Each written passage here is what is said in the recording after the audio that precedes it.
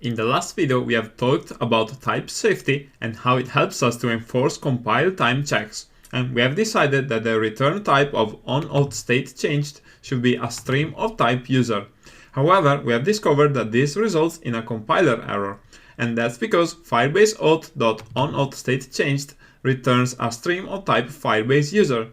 So we need to find a way to convert a stream of type Firebase user to a stream of type user. And the solution to this is this code that I have commented out.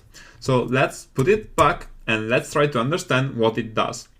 And this is called the map operator, and we can take a look at the documentation. So map is a method of the stream class, and here we can read that it transforms each element of this stream into a new stream event. And to do this, it creates a new stream that converts each element of this stream to a new value using the convert function and emits the result. And to see how this works, let's take a look at this diagram. So over here we have two streams, and the first one comes from Firebase auth and contains items of type Firebase user. And we want to convert this into a stream of type user.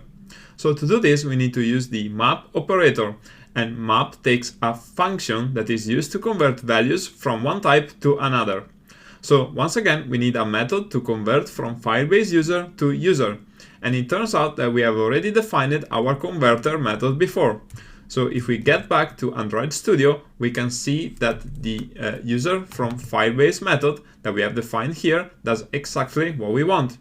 And for this reason, all we need to do is to pass this method to our map over here.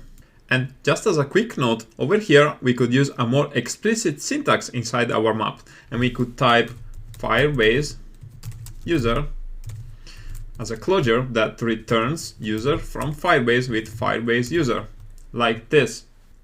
But there is no need to do this because the signature of the user from Firebase method is exactly what map expects in this context, so we can revert this change. And before we continue, I want to mention that map is an operator that is very common in functional programming, and it is used very often when working with collections. So in our case, we have just seen how to use map with streams, but the same concept works just as well with collections. Okay, so let's continue on the next video.